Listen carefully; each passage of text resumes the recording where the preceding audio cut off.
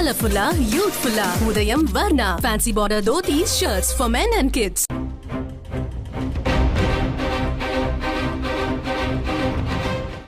திருநெல்வேலி மாவட்டத்தில் உள்ள எட்டயபுரத்தில் சின்னசாமி என்பவர் வசித்து வந்தார். எட்டயபுரம் அரண்மனையில் பணியாற்றி வந்த அவருக்கு 1882ஆம் ஆண்டு டிசம்பர் 11ஆம் தேதி ஆண் குழந்தை பிறந்தது. அந்த குழந்தைக்கு சுப்பிரமணியன் என்று பெயர் சூட்டப்பட்டது. வீட்டில் இருந்தவர்கள் அனைவரும் அக்குழந்தையை சுப்பையா என்றே அழைத்து வந்தனர். சுப்பையாவுக்கு 5 வயது இருந்தபோது அவரது தாயார் லட்சுமி அம்மாள் உடல்நலக் குறைவால் காலமானார். சுப்பையாவின் தாத்தா ராமசாமி ஐயர் தான் அந்த சிறுவனுக்கு முதலில் தமிழ் கற்றுக் கொடுக்க தொடங்கினார். பாடம் கற்றுக்கொள்ள தொடங்கிய சில ஆண்டுகளுக்குள்ளாகவே சிறுவன் சுப்பையா சிறிய சிறிய கவிதைகளை எழுதத் தொடங்கினான். அதனை கவனித்த அவனின் தாத்தா எதிர்காலத்தில் சுப்பையா பெரிய கவிஞனாக வருவான் என ஆருடம் கூறினார். ஆனால் சின்னசாமி ஐயருக்கு தனது மகன் கவிஞனாக வருவதிலெல்லாம் விருப்பமில்லை. அவன் நன்கு ஆங்கிலம் கற்று உயர் பதவி ஏதேனும் ஒன்றை அடைய வேண்டுமென்றே அவர் விருப்பப்பட்டார். தனது தந்தை வேலை செய்யும் எட்டயபுரம் அரண்மனைக்கு சிறுவன் சுப்பையா அடிக்கடி செல்வது வழக்கம். அப்படி செல்லும் போதெல்லாம் தனது கவிதைகளால் அங்கிருந்தவர்களை அசத்தி வந்தான். அவனது கவிதைகளால் கவரப்பட்ட எட்டயபுரம் அரண்மனையினர் சுப்பையாவுக்கு பாரதி என்ற பட்டத்தை அளித்தனர். ஆனால் சிறுவன் சுப்பையாவுக்கு சிவஞான யோகியார்தான் பாரதி என்கிற பட்டத்தை அளித்தார் என்கிற கருத்தும் உள்ளது. எது எப்படியானாலும் சுப்பையா மிக இளம் வயதிலேயே பாரதி என்ற பட்டத்தை பெற்றான். அந்த பட்டத்தை பெறும்போது சுப்பையாவுக்கு வயது வெறும் 11 தான். எட்டயபுரத்தில் நடுநிலை படிப்பை முடித்த பாரதியை உயர்நிலை படிப்புக்காக திருநெல்வேலிக்கு அனுப்பி வைத்தார் சின்னசாமி ஐயர். அதன்படி திருநெல்வேலியின் கைலாசபுரத்தில் குடும்ப நண்பர் ஒருவரின் வீட்டில் தங்கி படிப்பை தொடர்ந்தார் பாரதி. குடும்ப சூழ்நிலை காரணமாக பாரதிக்கு மாதா மாதம் பணம் அனுப்பவே மிகவும் கஷ்டப்பட்டார் அவரது தந்தை சின்னசாமி ஐயர். இதனை பாரதியும் நன்கு உணர்ந்திருந்தார். அப்போதுதான் பாரதிக்கு எட்டயபுரம் மகாராஜாவின் ஞாபகம் வந்தது. ஏதேனும் உதவி வேண்டுமானால் தயங்காமல் கேட்கும்படி கூறியிருந்தார் மகாராஜா. அதன்படி எட்டயபுரம் மகாராஜாவுக்கு பாரதி கடிதம் ஒன்றை எழுதினார். அந்த கடிதம் கவிதை வடிவில் எழுதப்பட்டிருந்தது. பாரதி எழுதி நமக்கு கிடைத்தவற்றுள் இதுதான் முதல் கவிதையாக கருதப்படுகிறது. அந்த கவிதையை 1897ஆம் ஆண்டு ஜனவரி 24ஆம் தேதி பாரதி எழுதினார். அந்த கவிதைக்கு பதில் கிடைத்ததா, அதன் தொடர்ச்சியாக பணம் கிடைத்ததா என்ற தகவல்கள் கிடைக்கவில்லை. பாரதிக்கு வயது ஆகிக்கொண்டே செல்வதாக அவரது தந்தை எண்ணினார். பாரதிக்கு காலாகாலத்தில் ஒரு திருமணத்தை செய்து வைக்கவும் முடிவெடுத்தார். இத்தனைக்கும் அப்போது பாரதிக்கு 14 வயதுதான் ஆகியிருந்தது. மணப்பெண்ணுக்கோ வயது 7. மணப்பெண்ணின் பெயர் செல்லம்மா. பாரதியின் திருமணத்தோடு சேர்த்து அவரது தங்கைக்கும் மணப்பெண் செல்லம்மாளின் சகோதரிக்கும் கூட திருமண ஏற்பாடு செய்யப்பட்டிருந்தது. அதன்படி ஒரு சுபயோக சுபதினத்தில் ஒரே மேடையில் 3 திருமணங்கள் நடந்து முடிந்தன. பழையபடி பாரதி தனது பள்ளி படிப்பை தொடர்ந்து வந்தார். இந்த சூழ்நிலையில்தான் எதிர்பாராத விதமாக பாரதியின் தந்தை சின்னசாமி ஐயர் காலமானார். சின்னசாமி ஐயரின் இறுதிச் சடங்கில் பங்கேற்க காசியிலிருந்து அவரது சகோதரி குப்பம்மாள் வந்திருந்தார். தாய் தந்தையை இழந்த பாரதியை தன்னுடன் காசிக்கு அழைத்துச் செல்ல அவர் முடிவெடுத்தார். தனது அத்தையின் விருப்பப்படியே காசிக்கு சென்ற பாரதி அங்கு ஜெயநாராயண் இன்டர்மீடியேட் கல்லூரியில் சேர்ந்தார். அங்கு ஆங்கிலத்துடன் சேர்ந்து இந்தியும் சமஸ்கிருதமும் கற்றுக்கொண்டார். காசியில் இருந்தபோது பல்வேறு அரசியல் கூட்டங்களையும் பல்வேறு மேடை பேச்சுகளையும் கேட்கும் வாய்ப்பு பாரதிக்கு கிடைத்தது. விளைவு தனது தாய்நாடு பிரிட்டிஷாரின் ஆட்சியின் கீழ் இழிவான நிலையில் உள்ளதை உணரத் தொடங்கினார். காசியில் இருந்த காலத்தில்தான் அங்கிருந்தவர்களின் பாதிப்பால் பாரதி மீசை வைத்துக் கொள்ளவும் தலைப்பாகை அணிந்து கொள்ளவும் தொடங்கினார். பாரதி கல்லூரி தேர்வில் முதல் வகுப்பில் தேர்ச்சியடைந்தார். பின்னர் சொந்த ஊர் திரும்பிய அவருக்கு எட்டயபுரம் அரண்மனையிலேயே வேலையும் கிடைத்தது. பாரதியின் திறமைக்கு தகுந்த வேலை என்று அதை சொல்லிவிட முடியாது. ஜமீன்தாருக்கு பத்திரிகைகளை படித்து காட்டுவது, நாட்டு நடப்புகளை விளக்குவது, ஆங்கில கவிதைகள் வாசித்து காட்டுவது போன்ற பணிகள்தான் பாரதிக்கு வழங்கப்பட்டிருந்தன.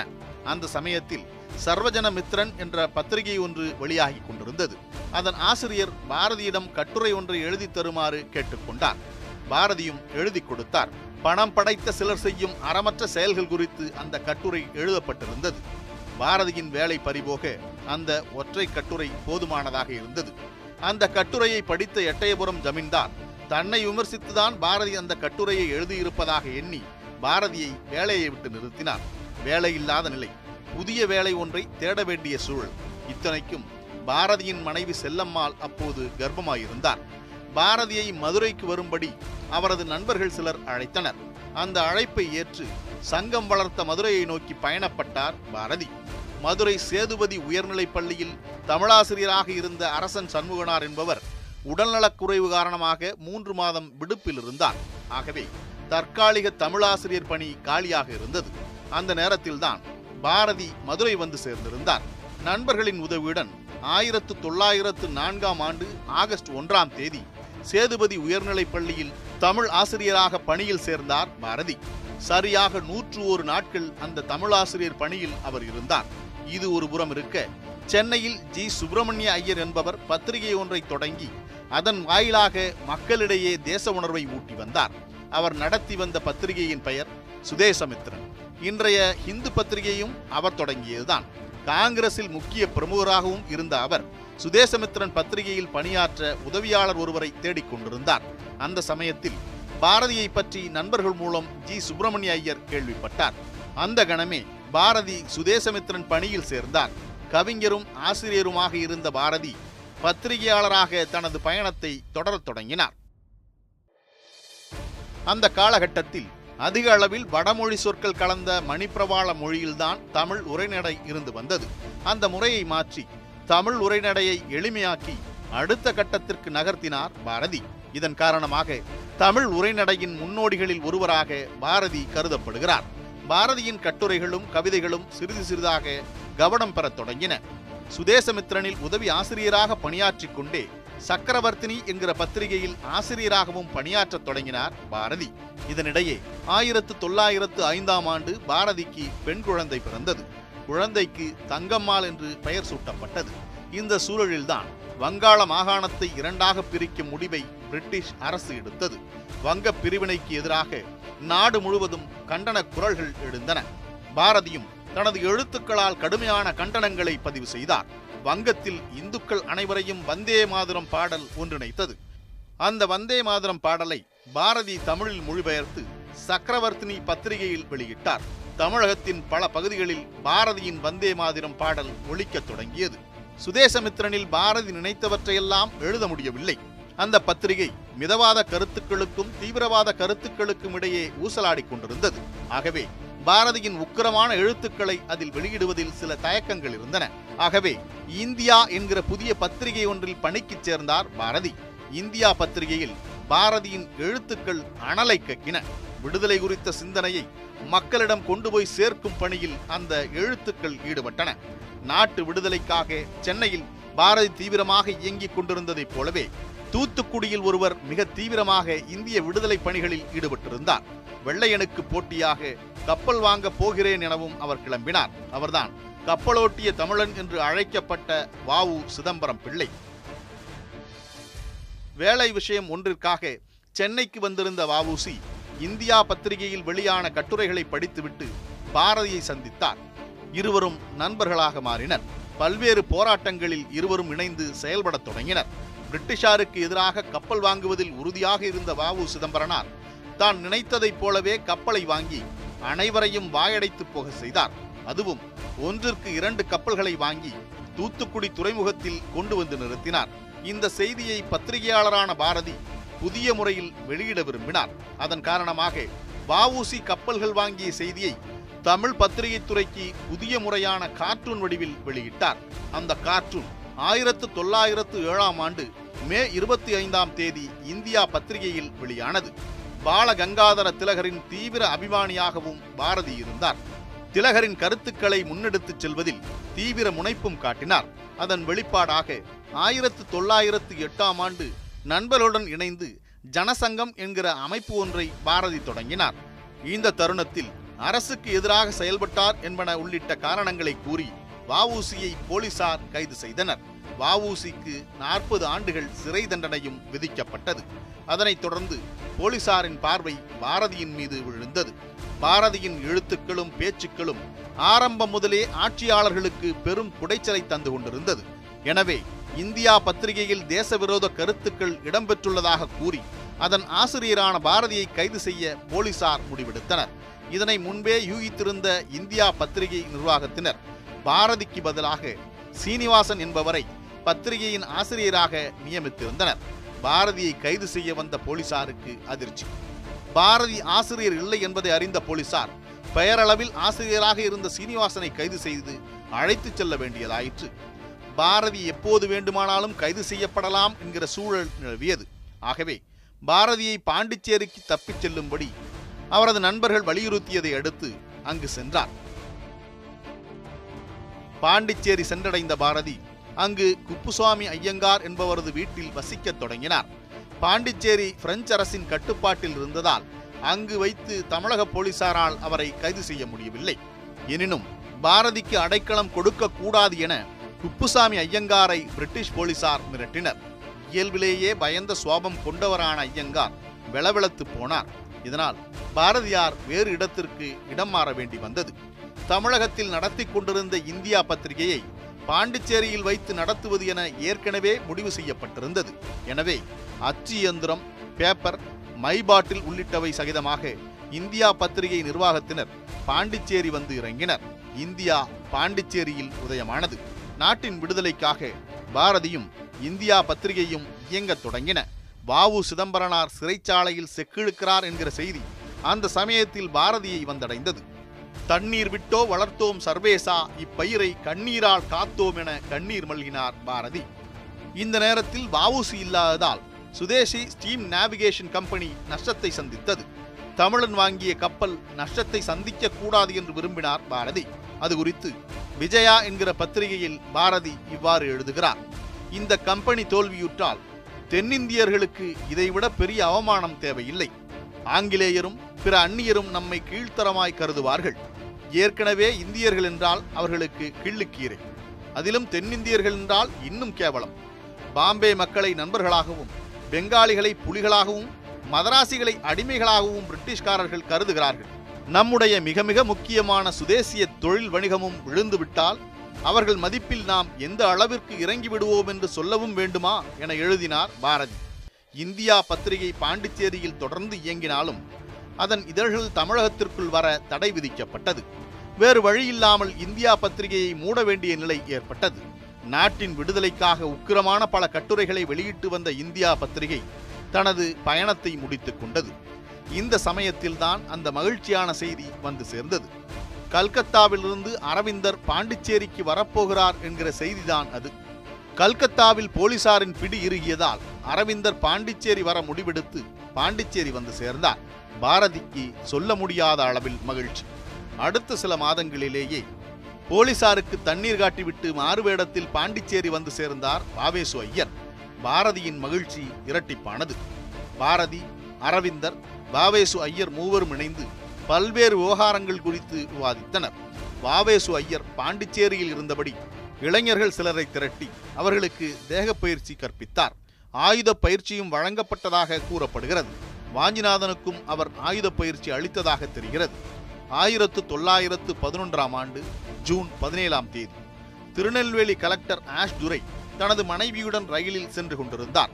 மணியாச்சி சந்திப்பிற்கு ரயில் வந்தபோது வாஞ்சிநாதன் ஆஷ் துரையை சுட்டுக் கொன்றுவிட்டு தானும் தற்கொலை செய்து கொண்டார். இந்த சம்பவத்திற்கு நேரடியாக இல்லாவிட்டாலும் மறைமுக காரணமாக இருந்ததாக குற்றம் சாட்டி கைது வாரண்ட் பட்டியல் பிறப்பிக்கப்பட்டது. அந்த பட்டியலில் வ.வே.சு. ஐயரின் பெயரும் உடன் பாரதியின் பெயரும் இடம்பெற்றிருந்தது. பாரதி மீது பிறப்பிக்கப்பட்ட முதல் கைது வாரண்ட் அதுதான்.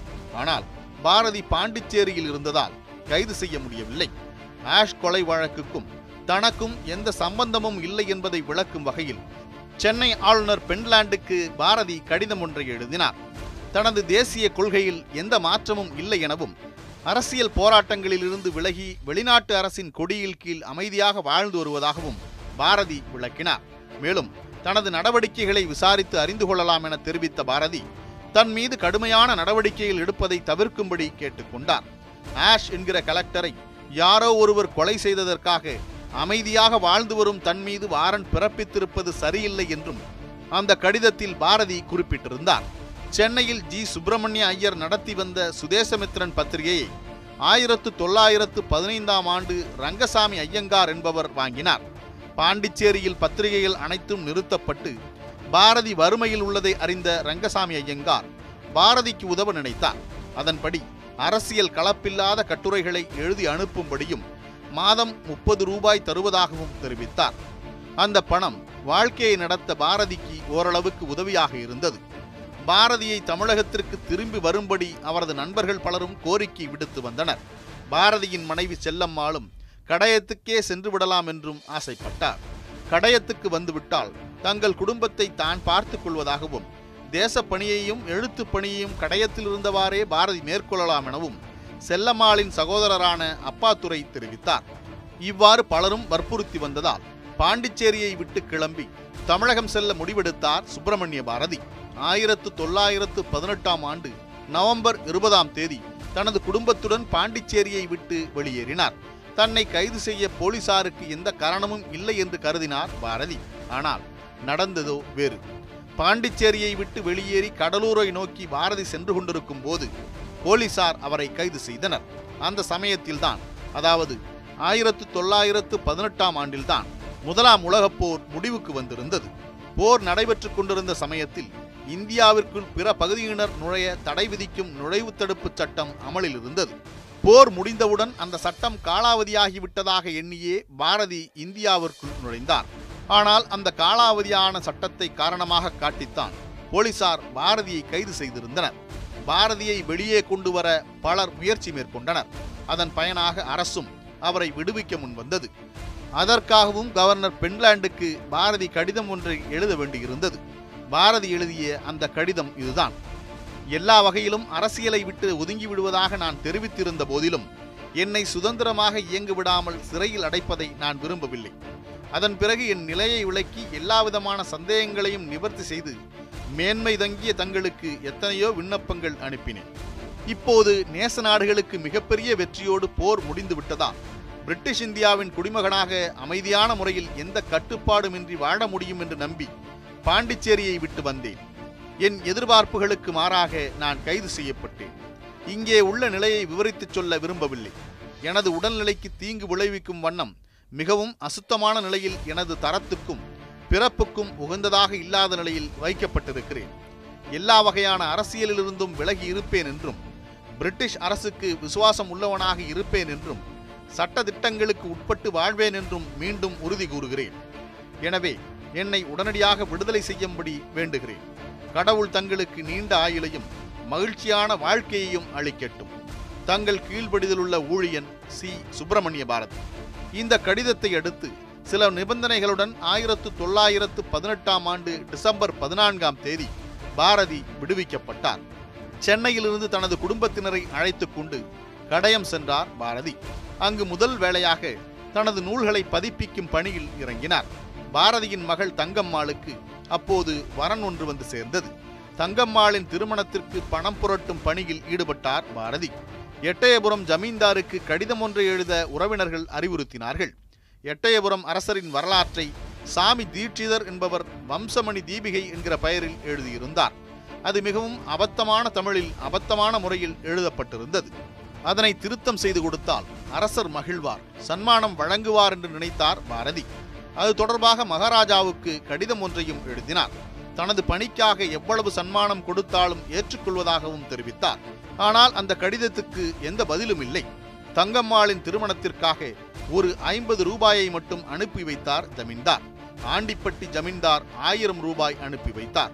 ஒரு வழியாக பாரதியின் மகளின் திருமணம் நடந்தேறியது. பாரதி மீண்டும் சென்னைக்கு வந்து குடியேறினார். வேலையில்லை. பொருளாதார நெருக்கடி பாடாய்ப்படுத்தியது. எனவே மீண்டும் சுதேசமித்திரனில் சென்று உதவி ஆசிரியராக இணைந்தார். ஜார்ஜ் டவுனில் தம்புச்செட்டி தெருவில் வசிக்கத் தொடங்கினார். சுதேசமித்திரனில் பணியாற்றியபடியே பல்வேறு பகுதிகளில் நடைபெற்ற கூட்டங்களில் கலந்து கொண்டு உரையாற்றியும் வந்தார். இந்த சூழலில்தான் அவர் விரும்பத்தகாத அந்த துர்சம்பவம் நிகழ்ந்தது. பாரதி அடிக்கடி பார்த்தசாரதி சுவாமி கோயிலுக்கு செல்வது வழக்கம். அங்கு வாசல் மண்டபத்தில் கட்டப்பட்டிருக்கும் அர்ஜுனன் என்ற யானைக்கு பழங்கள் கொடுப்பதும் வழக்கமான ஒன்று. திடீரென ஒரு நாள் அந்த யானைக்கு மதம் பிடித்து விட்டது. சில தினங்களாக கோயிலுக்கு போகாததால் யானைக்கு மதம் பிடித்த விஷயம் பாரதிக்கு தெரிந்திருக்கவில்லை. வழக்கம் போல் பார்த்தசாரதி கோயிலுக்கு பாரதி சென்றார். வழிபட்டார். யானையிடம் சென்று பழங்களை கொடுத்தார். அப்போது திடீரென அந்த யானை பாரதியை தூக்கி கீழே போட்டது. கீழே விழுந்த வேகத்தில் தலையில் பலத்த காயம் ஏற்பட்டு ரத்தம் கொட்டியது. உடனடியாக ராயப்பேட்டை மருத்துவமனைக்கு அழைத்துச் செல்லப்பட்டு அவருக்கு சிகிச்சை அளிக்கப்பட்டது. பாரதி சிறிது சிறிதாக குணமாகத் தொடங்கினார். பழையபடியே பத்திரிகை அலுவலகம் செல்லவும் கூட்டங்களில் பங்கேற்கவும் தொடங்கினார். பாரதியை யானை தாக்கிய செய்தி பாரதிதாசனை சென்றடைந்தது. உடனே அவர் பாரதிக்கு கடிதம் எழுதினார்.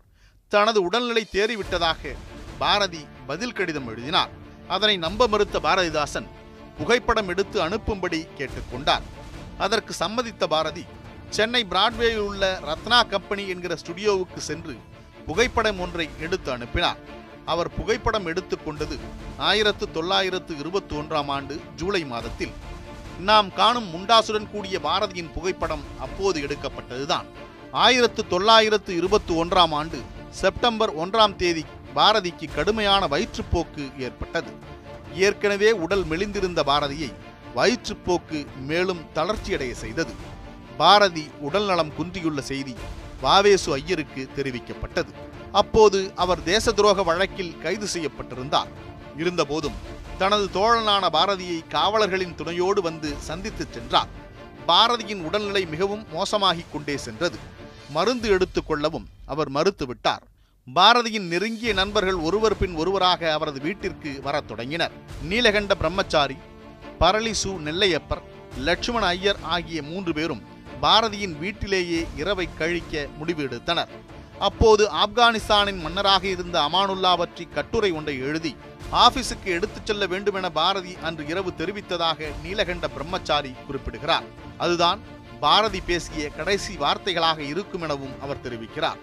1921 செப்டம்பர் 12 அதிகாலை சுமார் 1:30 மணி இருக்கும். பாரதிக்கு மூச்சு திணறல் ஏற்பட்டது. அத்துடன் சிறிது நேரத்தில் மூச்சும் நின்றது. பாரதி என்கிற மகா கவிஞன் மரணித்த போது அவருக்கு வயது வெறும் 38 தான். சிறு வயதில் விளையாட்டாக கவிதைகளை கிறுக்கிக் கொண்டு திரிந்து பிறகு பெரிய கவிஞனாக, கவி சக்கரவர்த்தியாக உருவெடுத்து ஆசிரியராக, பத்திரிகையாளனாக, விடுதலை போராட்ட வீரனாக பயணத்தை தொடர்ந்த அந்த சுப்பிரமணிய பாரதி காலமானார். பாரதி இறந்தபோது அவரின் உடல் எடை சுமார் 45 கிலோ தான் இருந்தது. அந்த அளவிற்கு மிகவும் மெலிந்திருந்தார். கோயிலுக்கு அருகிலேயே பாரதியாரின் வீடு இருந்ததால் உடனடியாக உடலை எடுக்க வேண்டிய கட்டாயம் ஏற்பட்டது. அன்று காலை 8 மணிக்கு திருவல்லிக்கேணியில் உள்ள கிருஷ்ணாம்பேட்டை மயானத்திற்கு பாரதியின் உடல் எடுத்துச் செல்லப்பட்டது. பாரதிக்கு ஆண் வாரிசு இல்லாததால் யார் கொள்ளி வைப்பது என்ற கேள்வி எழுந்தது. முடிவில் பாரதியின் தூரத்து உறவினரான ஹரஹர சர்மா என்பவர் பாரதியின் உடலுக்கு கொள்ளி வைத்தார். தகவல் தெரிந்து பலர் வருவதற்குள் அனைத்தும் முடிந்திருந்தன. பெண் விடுதலை, தேச விடுதலை, கல்வி போன்றவை குறித்தும் ஜாதி மத பேதங்களுக்கு எதிராகவும் பல கவிதைகளை எழுதியவர் பாரதி. தனது பூணூலை அகற்றியும் தாழ்த்தப்பட்ட வகுப்பைச் சேர்ந்த சிறுவன் ஒருவனுக்கு பூணூல் அணிவித்தும் புரட்சி செய்தவர். கவிஞனாக, ஆசிரியனாக, பத்திரிகையாளனாக, சித்தனாக, ஏன் கழகக்காரனாகவும் வலம் வந்தவர் பாரதி. தமிழின் புதுக்கவிதை பாரதியிடமிருந்தே தொடங்குகிறது. தமிழில் உரைநடையையும் அவர் அடுத்த தளத்துக்கு நகர்த்தினார். பார் மீது நான் சாகாதிருப்பேன் கண்டீர் என்று பாடிய பாரதி அந்த வாக்கின்படியே தனது பாடல்களின் மூலம் இன்றும் உயிர்ப்போடுதான் இருக்கிறார். அதே முறுக்கு மீசையோடு, அதே தீர்க்கமான பார்வையோடு, அதே நெற்றித் திலகத்தோடு, குறிப்பாக அதே முண்டாசோடு பாரதி இன்றும் உயிர்ப்போடுதான் இருக்கிறார். வாழிய செந்தமிழ், வாழ்க நற்றமிழர், வாழிய பாரத மணித்திரு நாடு.